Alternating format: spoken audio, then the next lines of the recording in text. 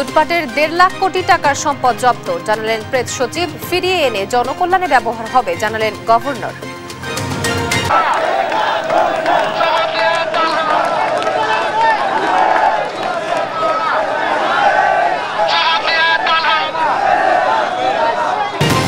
ইশরাককে মেয়রের দায়িত্ব হস্তান্তরের দাবিতে ব্লকেট, সারা দেশে আন্দোলনের হুমকি। আইনি জটিলতাকে দুষছেন উপদেষ্টা। দেশ ক্রমে অনিশ্চয়তার দিকে যাচ্ছে বলছে বিএনপি। সংসদের মাধ্যমে করিডোর ও বন্দর ব্যবস্থাপনার সিদ্ধান্ত নেওয়ার তাগিদ। এসএলএম গ্রুপের চেয়ারম্যান সহ 43 জনের বিরুদ্ধে মামলা। ফার্স্ট সিকিউরিটি ব্যাংকের 1100 কোটি টাকা আত্মসাতের অভিযোগ। চিত্রনায়িকা নুসরাত ফারিয়া কারাগারে, সুনির্দিষ্ট হত্যা চেষ্টা মামলার প্রেক্ষিতেই তাকে গ্রেফতার করা হয়, জানালেন স্বরাষ্ট্র উপদেষ্টা। এবং দ্বিতীয় টি-20তে আরব আমিরাতের বিপক্ষে রাতে মাঠে নামবে বাংলাদেশ। জয় দিয়ে সিরিজ নিশ্চিত করতে চায় টাইগাররা।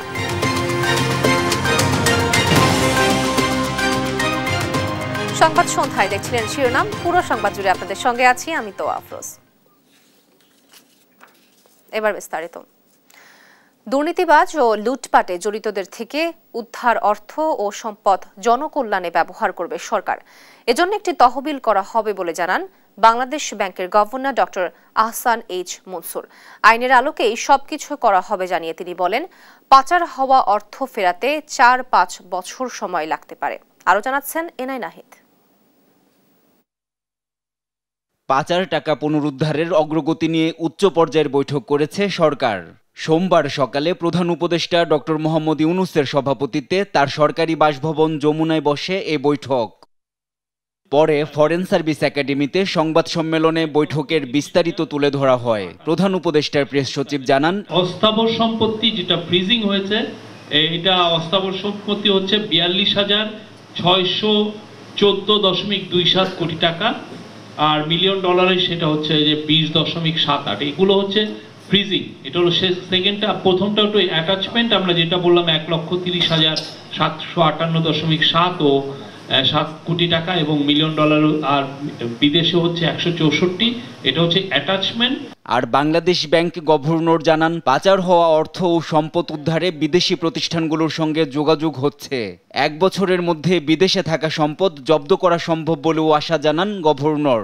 বাংলাদেশে যে ধরনের বিচার কার্য সম্পাদিত হয়েছে সেটার ভিত্তিতে বিদেশে যারা অর্থ পাচার করেছেন বা অর্থ আত্মসাৎ করে চলে গেছেন তাদের অর্থ কীভাবে জব্দ করা যায় সেই জন্য আমরা MLA মিউচুয়াল লিগ্যাল অ্যাসিস্ট্যান্স আমরা পাঠাচ্ছি। পাচার ও লুটপাট হওয়া অর্থ ও সম্পদ উদ্ধার করে সংশ্লিষ্ট ব্যাংকে ফেরত ও জনকল্যাণে ব্যবহারের পরিকল্পনাও জানান বাংলাদেশ ব্যাংক গভর্নর। এজন্য তহবিল গঠন করা হবে জানিয়ে তিনি বলেন, সবকিছু আইন মেনেই হবে, প্রয়োজনে আইন সংশোধন করা হবে। টাকাটা সরকারের হাতেই আছে, জব্দ করা আছে। এটা এখন আইনগত প্রক্রিয়াটা শুধু শেষ করতে পারলেই দ্রুততার সাথে, আমরা যদি কোনো আইনগত পরিবর্তনও করে ফেলতে হয় দ্রুত করে আমরা এই ফান্ডটাকে হস্তান্তর করব সরকারের কাছে। মোবাইল ব্যাংকিং সেবাদাতা নগদের জালিয়াতি তুলে ধরে বাংলাদেশ ব্যাংক গভর্নর জানান, প্রতিষ্ঠানটি অস্তিত্বহীন 650 কোটি টাকার ই-মানি তৈরি করেছে, যা শাস্তিযোগ্য অপরাধ। এনআই নাহিদ, দেশ টিভি, ঢাকা। আগামী বাজেট প্রণয়নে স্বচ্ছতা ও সমন্বয়ের অভাব দেখছেন সিপিডি সম্মানীয় ফেলো ডক্টর দেবপ্রিয় ভট্টাচার্য। সকালে রাজধানীর একটি হোটেলে বাংলাদেশের অর্থনীতি 2025-26 নীতি সংস্কার ও জাতীয় বাজেট বিষয়ে বহুপাক্ষিক অংশীজনের বৈঠকে এমনটাই জানান তিনি। আর অনিশ্চয়তার মধ্যে কোনো অর্থনীতি এগিয়ে যেতে পারে না বলে মন্তব্য করেন বিএনপির স্থায়ী কমিটির সদস্য আমির Khasru Mohammad Chowdhury. M A আজিমের report. বাংলাদেশের অর্থনীতি 2025-26 নীতি সংস্কার ও জাতীয় বাজেট বিষয়ে বহুপাক্ষিক অংশীজনদের নিয়ে সেমিনারে অংশ নেন অর্থনীতিবিদ, রাজনৈতিক ও এনজিও প্রতিনিধিরা। মূল প্রবন্ধে আসছে বাজেটের 3টি সমস্যা তুলে ধরেন অর্থনীতিবিদ ডক্টর দেবপ্রিয় ভট্টাচার্য। বাজেট প্রণয়নে স্বচ্ছতা ও সমন্বয়ের ঘাটতির কথা জানিয়ে তিনি বলেন, এবারের বাজেট নিয়ে কোনো আলোচনা বা পরামর্শ নেওয়া হচ্ছে না। বিভিন্ন বর্গের মানুষের সাথেও আলোচনা সেভাবে আমরা দেখিনি। আমি বলতে পারবো না বিদেশিদের সাথে কি আলোচনা হয়েছে এটাকে কেন্দ্র করে। 2 নম্বর হলো, আমরা দেখলাম না যেটুকু ওনারা করছেন তার ভিতরে সমন্বয়ের অভাব। এবং ওনারা এক একজন সাইলোর মতো কাজ করেন সরকারের ভিতরে। ওনাদের ভিতরে হারমোনাইজেশন আমাদের আমরা অনেক কম দেখছি। আর তৃতীয়ত, যেটুকু করেন তার স্বচ্ছতা নাই। বাজেটের সামাজিক সুরক্ষা খাতের বরাদ্দের 70% ভুক্তভোগীরা পায় না বলে দাবি করেন বেসরকারি সংস্থার প্রতিনিধিরা। বিভিন্ন খাত নিয়ে নতুন করে ভাবনার তাগিদও দেন তারা। সকলের জন্যই যাতে এমপ্লয়াবিলিটি তৈরি হয় তার জন্য বাজেটে আমরা কি আছে সেই বরাদ্দগুলো দেখতে চাই, এই যুগোপযোগিতাটা দেখতে চাই। একটা হলো এমপ্লয়মেন্ট জেনারেশন, যেটা যেই বাজেটে বলা হচ্ছে is a budget of stabilisation. যখন স্টেবিলাইজেশনের কথা বলা হয় তার মানে এখানে গ্রোথকে একটু কম গুরুত্ব দেওয়া হচ্ছে। বিএনপির স্থায়ী কমিটির সদস্য আমির খসরু মাহমুদ চৌধুরী বলেন, ভুল তথ্যের উপর ভিত্তি করে বাজেট প্রণয়ন হলে তা প্রত্যাশা পূরণ করবে না। দেশ ক্রমশই অনিশ্চয়তার দিকে যাচ্ছে বলে মনে করেন তিনি। যদি পুরনো সেই ইকোনমিক মডেলের উপরে কন্টিনিউশনে বাজেট কন্টিনিউ করে, তাহলে তো সেটা আমাদের যেই পরিবর্তনের যে আমাদের আকাঙ্ক্ষা জনগণের, সেটা তো হচ্ছে না। এভাবে এখন সরকার আছে, এখানে জনগণ আছে, যে মাঝখানে ব্রিজ যেটা থাকে রিপ্রেজেন্টেশনের মাধ্যমে, সেটা নাই। কিন্তু অন্তর্বর্তী সরকার রাজনৈতিক সরকারের ভূমিকায় থাকলেও মূল দায়িত্ব উপেক্ষা করছে বলেও মন্তব্য করেন বিএনপির এ নেতা। আমরা ডেমোক্রেটিক অর্ডারে ফিরে যাওয়ার জন্য যে কাজগুলো করা দরকার, ওইটা হচ্ছে এই সরকারের প্রধান দায়িত্ব। এম এ আজিম, দেশ টিভি, ঢাকা। ইশরাককে ঢাকা দক্ষিণ সিটির মেয়রের দায়িত্ব বুঝিয়ে দেওয়া ও উপদেষ্টা আসিফ মাহমুদের পদত্যাগের দাবিতে পঞ্চম দিনের মতো বিক্ষোভ মিছিল ও ব্লকেট কর্মসূচি করেন ইশরাকের সমর্থকরা। বিকেলে সংবাদ সম্মেলনে দাবি আদায়ের আগ পর্যন্ত অবস্থান কর্মসূচি অব্যাহত রাখার হুঁশিয়ারি দেন তারা। এদিকে ব্লকেট কর্মসূচিতে আশেপাশের সড়কে তীব্র যানজট দেখা যায়। চরম ভোগান্তিতে পড়েন নগরবাসী। বিস্তারিত জানাচ্ছেন তন্ত্রা তারুণ্য। বিএনপি নেতা ইশরাককে মেয়রের দায়িত্ব বুঝিয়ে দেওয়ার দাবিতে দক্ষিণে নগর ভবনের সামনে বিএনপি নেতাকর্মীদের লাগাতার বিক্ষোভে উত্তাল গুলিস্তান এলাকা। গেল 4 দিনের মতো সোমবার সকাল থেকেই ঢাকা দক্ষিণ সিটি কর্পোরেশনের সামনে জড়ো হন বিএনপি নেতাকর্মীরা। পরে নগর ভবন থেকে গুলিস্তান গোলাপশাহ মাজার বঙ্গ মার্কেট সড়কে ব্লকেট দেয় তারা। বেলা বাড়ার সঙ্গে সঙ্গে নগরের বিভিন্ন ওয়ার্ড থেকে মিছিল এসে বাড়তে থাকে জমায়েত। পরে আন্দোলনকারীরা নগর ভবনের মূল ফটকে তালা লাগিয়ে দেন। এ সময় নেতাকর্মীদের উজ্জীবিত রাখতে নগর ভবনের মূল ফটকের সামনে হয় কনসার্ট। অংশ আমরা ইশরাকের জন্য আসি, আনন্দ করছি, ফুর্তি করছি। ইশরাকের বিকল্প নেই উল্লেখ করে নেতাকর্মীরা জানান, তাকে মেয়রের চেয়ারে বসালেই আন্দোলন স্থগিত করবেন তারা। ইলেকশন কমিশন গেজেট জারি করেছে এবং গেজেট জারির পরে এই যে শপথ নিয়ে টালবাহানা এই সরকারের, তাই আজ জনগণ নেমে এসেছে এই শপথের দাবিতে। ঢাকা মহানগর দক্ষিণের যে সাধারণ জনগণ আছে, ঢাকাবাসী আছে, তারা তাদের সেবার জন্য আজকে এখানে রাস্তায় দাঁড়িয়েছে এবং তারা অবিলম্বে দাবি করে যে মেয়র ইশরাককে আদালতের রায় যেটা সেটা কার্যকর করা হোক। এখনো কেন আমাদের এই দাবিটা মেনে নেওয়া হচ্ছে না? ইঞ্জিনিয়ার ইশরাকের মেয়রের শপথ পড়াবার দাবিতে আমরা এখানে আছি। বিকেলে নতুন কর্মসূচির ঘোষণা দেন ঢাকা দক্ষিণের সাবেক সচিব ও আন্দোলনের সমন্বয়ক মশিউর রহমান। মঙ্গলবার সকাল 10টা থেকে বিকেল 4টা পর্যন্ত নগর ভবনের সামনে হবে অবস্থান কর্মসূচি।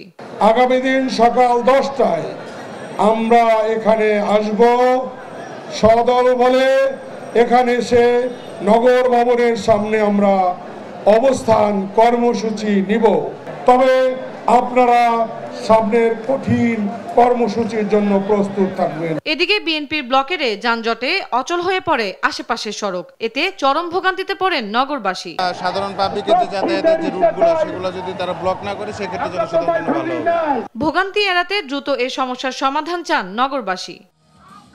তন্দ্রা তারুণ্য, দেশ টিভি, ঢাকা।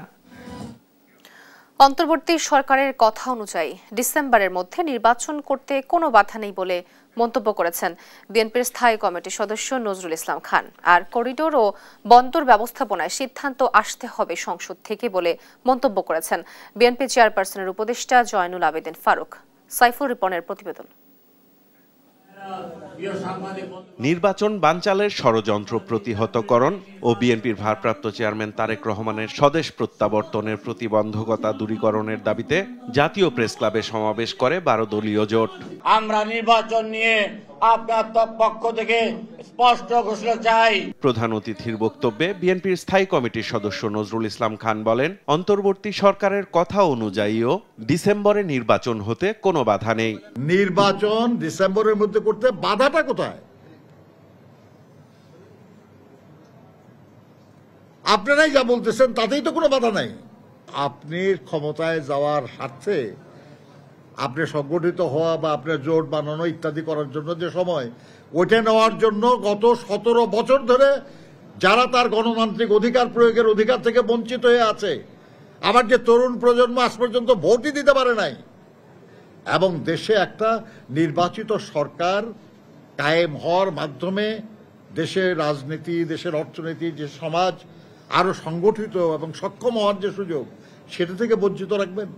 আইন শৃঙ্খলা পরিস্থিতির অবনতি ও সুষ্ঠু নির্বাচনের মাধ্যমে জনপ্রতিনিধিদের হাতে ক্ষমতা হস্তান্তর শীর্ষক আলোচনায় বিএনপি চেয়ারপারসনের উপদেষ্টা জয়নুল আবদিন ফারুক বলেন, করিডোর ও বন্দর ব্যবস্থাপনা নিয়ে সিদ্ধান্ত নেয়া প্রধান উপদেষ্টার কাজ নয়।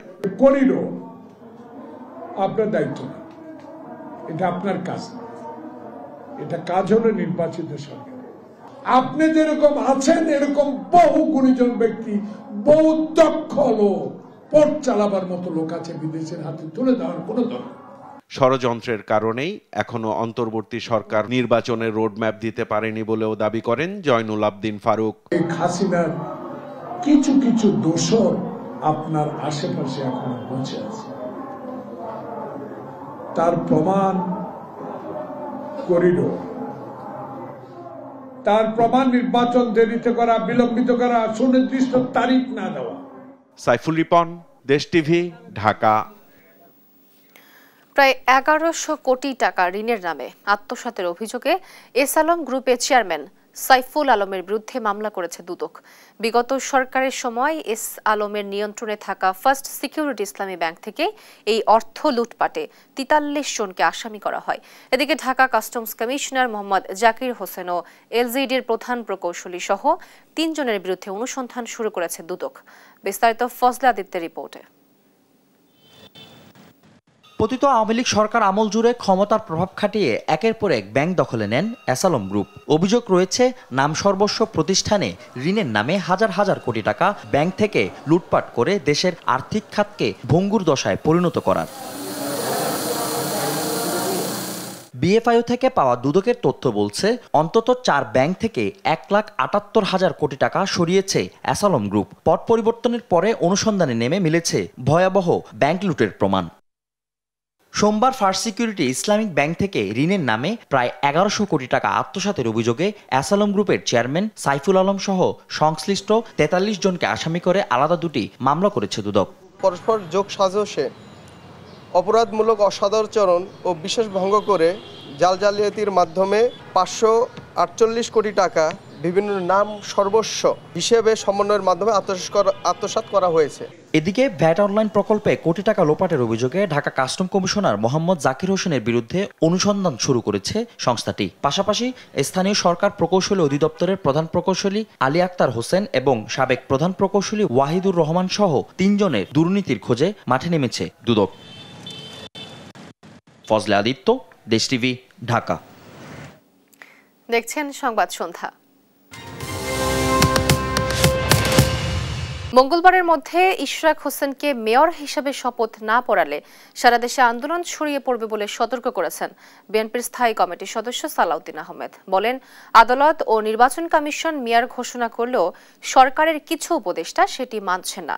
এদিকে স্থানীয় সরকার উপদেষ্টা আসিফ মাহমুদ বলেন, বিএনপি গায়ের জোরে নগর ভবন বন্ধ করে আন্দোলন করছে। আর দীর্ঘ নীরবতার পর মুখ খুলেছেন ইশরাক হোসেনও। ফেসবুক পোস্টে অন্তর্বর্তী সরকারের বিরুদ্ধে ক্ষমতার লোভ এবং পক্ষপাতিত্বের অভিযোগ তুলেছেন তিনি। ইউসুফ ভুইয়া রিপোর্ট। ইশরাক হোসেনকে মেয়র হিসেবে ঘোষণা না দিলে সারা দেশে আন্দোলন ছড়িয়ে পড়বে বলে মন্তব্য করেছেন বিএনপির স্থায়ী কমিটির সদস্য সালাউদ্দিন আহমদ। সোমবার সিলেটে বিভাগীয় বিএনপির এক অনুষ্ঠানে এমন মন্তব্য করেন তিনি। সালাউদ্দিন বলেন, ইশরাককে আদালত ও নির্বাচন কমিশন মেয়র ঘোষণা করলেও সরকারের কিছু উপদেষ্টা সেটি মানছেন না। তারা ন্যায় বিচারের নামে তামাশা করছেন বলেও অভিযোগ করেন তিনি। অতি অল্প সময়ের মধ্যে পারলে আজকে কালকের মধ্যে ঢাকা দক্ষিণ সিটি কর্পোরেশনের মেয়র হিসাবে আদালত ঘোষিত জনাব ইঞ্জিনিয়ার ইশরাক হোসেনকে শপথ গ্রহণ করানোর ব্যবস্থা করুন। এদিকে ইশরাক হোসেনকে দায়িত্ব বুঝিয়ে দেওয়ার দাবিতে নগর ভবনের সামনে চলমান আন্দোলন নিয়ে সোমবার বিকেলে ফেসবুক পোস্টে স্থানীয় সরকার উপদেষ্টা আসিফ মাহমুদ বলেন, গায়ের জোরে নগর ভবন বন্ধ করে আন্দোলন চলছে। এর আগে সোমবার সকালে স্থানীয় সরকার উপদেষ্টা জানান, আইনি জটিলতা নিরসন না হওয়া পর্যন্ত ঢাকা দক্ষিণ সিটি কর্পোরেশনের মেয়র হিসেবে চূড়ান্ত সিদ্ধান্ত দিতে পারছে না সরকার। এখানে অনেকগুলো আইনি জটিলতা আছে, সেগুলো আমরা আইন মন্ত্রণালয় থেকে জানতে চেয়েছি যে কি ধরনের আইনি জটিলতা আছে কিংবা আছে কিনা, এবং এর বাইরেও মেয়াদ সংক্রান্ত জটিলতা আছে। এর বাইরে আবার আমরা একটা লিগ্যাল নোটিশ পেয়েছি এবং আমাদেরকে বিবাদী করে রিটও করা হয়েছে যাতে শপথ গ্রহণ করতে না দেওয়া হয়। আমরা যতদূর জানি সেটা বিচারাধীন আছে। অবশেষে দীর্ঘ নীরবতার পর মুখ খুলেছেন ইশরাক হোসেন। সোমবার বিকেলে নিজের ফেসবুক পেজে এক পোস্টে তিনি অন্তর্বর্তী সরকারের বিরুদ্ধে ক্ষমতার লোভ এবং পক্ষপাতিত্বের অভিযোগ তুলেছেন। ইউসুফ ভুঁইয়া, দেশ টিভি, ঢাকা। দেখছেন সংবাদ সন্ধ্যা। জুলাই আন্দোলনে ভাটারা থানার শিক্ষার্থী এনামুল হক হত্যা চেষ্টা মামলায় অভিনেত্রী নুসরাত ফারিয়াকে গ্রেফতার দেখিয়ে কারাগারে পাঠানো হয়েছে। একই সঙ্গে তার জামিন শুনানির জন্য আগামী 22 মে দিন ধার্য করেন বিচারক। রাষ্ট্রপক্ষের আইনজীবী জানান, আন্দোলন দমনে অর্থের যোগানদাতা ছিলেন ফারিয়া। তবে আসামি পক্ষের আইনজীবীরা দাবি, আন্দোলনের সময় বিদেশে ছিলেন তিনি। তারেক মাহমুদ সুজনকে সঙ্গে নিয়ে ইউসুফ ভুঁইয়া রিপোর্ট। সোমবার সকালে কড়া নিরাপত্তায় সিএমএম আদালতে তোলা হয় অভিনেত্রী নুসরাত ফারিয়াকে। পরে ভাটারা থানার শিক্ষার্থী এনামুল হক হত্যা চেষ্টা মামলায় গ্রেফতার দেখিয়ে তাকে কারাগারে পাঠানোর আদেশ দেন আদালত। শুনানি শেষে রাষ্ট্রপক্ষের আইনজীবী বলেন, আন্দোলন দমনে অর্থের যোগানদাতা হিসেবে ভূমিকা রেখেছেন নুসরাত ফারিয়া। আওয়ামী লীগ ও শেখ হাসিনার আস্থাভাজন হতে শেখ মুজিবুর রহমানের বায়োপিকে শেখ হাসিনার চরিত্রে অভিনয় করেন তিনি। ফ্যাসিস্টের একজন অন্যতম সহযোগী। গত 15 বছর যারা এই ফ্যাসিস্ট হাসিনাকে সহযোগিতা করেছে, তাদের অভিনয়ের মাধ্যমে, নায়ক গানের মাধ্যমে এবং বিভিন্নভাবে ফ্যাসিজম চালিয়ে যাওয়ার জন্য তারা সহযোগিতা করেছে, তার মধ্যে সে একজন অন্যতম। তবে আসামি পক্ষের আইনজীবীরা দাবি করেন, নুসরাত ফারিয়া আন্দোলনের সময় বিদেশে ছিলেন। তার সাথে কোনো রাজনৈতিক দলের কোনো সম্পৃক্ততা বা সদস্য উনি ছিলেন না। এই ঘটনার সাথে তার কোনো সম্পৃক্ততা নেই, উনি দেশেই ছিলেন না এবং কোনো তথ্য প্রমাণ বা কিছু পুলিশ করতে পারেনি। এদিকে পুলিশ প্রতিবেদন দেওয়া সাপেক্ষে আগামী 22 মে জামিন শুনানির দিন ঠিক করেন বিচারক। ইউসুফ ভুঁইয়া, দেশ টিভি, ঢাকা। মামলা থাকায় অভিনেত্রী নুসরাত ফারিয়াকে গ্রেফতার হয়েছে বলে জানিয়েছেন স্বরাষ্ট্র উপদেষ্টা জাহাঙ্গীর আলম চৌধুরী। বলেন, এ বিষয়ে সংস্কৃতি উপদেষ্টার বক্তব্য ব্যক্তিগত। সোমবার দুপুরে সচিবালয়ে আইন শৃঙ্খলা সংক্রান্ত বৈঠক শেষে এসব কথা বলেন তিনি। এ সময় ঈদের আগে শ্রমিকদের বেতন বোনাস পরিশোধের আহ্বানও জানান উপদেষ্টা। পাশাপাশি অযৌক্তিক দাবিতে কেউ রাস্তায় নামলে ব্যবস্থা নেওয়ার হুঁশিয়ারিও দেন তিনি। তৌফিক মাহমুদ মুন্নার রিপোর্ট, জানাচ্ছেন মোহাম্মদ সাকিব। থাইল্যান্ড যাওয়ার সময় রাজধানীর হযরত শাহজালাল আন্তর্জাতিক বিমানবন্দর থেকে আটক করা হয় চিত্রনায়িকা নুসরাত ফারিয়াকে। পরে জুলাই আন্দোলনে হত্যা চেষ্টার একটি মামলায় তাকে কারাগারে পাঠায় আদালত। সোমবার দুপুরে সচিবালয়ে স্বরাষ্ট্র মন্ত্রণালয়ে ঈদুল আজহাকে ঘিরে আইনশৃঙ্খলা বাহিনীর বৈঠক অনুষ্ঠিত হয়। এতে সভাপতিত্ব করেন স্বরাষ্ট্র উপদেষ্টা। বৈঠক শেষে সাংবাদিকদের সঙ্গে কথা বলেন স্বরাষ্ট্র উপদেষ্টা। জানান, ঈদুল আজহায় কুরবানির পশু রাস্তায় নামানো যাবে না। বলেন, ঈদের আগে শ্রমিকদের বেতন বোনাস পরিশোধ করতে হবে। আপনারা জানেন যে গরুর হাটগুলিতে অনেক সময় একটু শৃঙ্খলাটা অতভাবে থাকে না, বিশৃঙ্খলা হয়ে যায়। এটার জন্য আমরা কতগুলি ইনস্ট্রাকশন দিয়েছি। 1 নাম্বার ইনস্ট্রাকশন দেওয়া হয়েছে যে গাড়িগুলি যেটা আছে গরুদের নামাবে, এটা রাস্তা নামাইতে পারবে, তাদের ভিতরে নিয়ে যেতে হবে। মে মাসের ভিতরে বোনাসটা দিয়ে দিবে, আর বেতনটা 1 থেকে 3 তারিখের ভিতরে তারা বেতনটা পরিশোধ করবে। চলচ্চিত্র অভিনেত্রী নুসরাত ফারিয়ার গ্রেপ্তার নিয়েও কথা বলেন উপদেষ্টা। অনেকবার বলছি, কেউ যেন ভোগান্তির শিকার না হয়, এই জন্য আমরা অবশ্যই ব্যবস্থা নিব। আমরা বলছি, শুধু দুষ্কৃতিকারী যেন আইনের আওতায় আসে এবং শাস্তি ভোগ করে, কোনো একটা নিরীহ লোক যেন কোনো অবস্থায় শাস্তি ভোগ যেন না করে, এই ব্যবস্থা আমরা অবশ্যই নেব। ঈদের আগে ও পরে 3 দিন বাল্ক চলাচল বন্ধ থাকবে, এমনকি রাতেও বাল্ক চলাচল বন্ধ থাকবে। মোহাম্মদ সাকিব, দেশ টিভি, ঢাকা। দেখছেন সংবাদ সন্ধ্যা।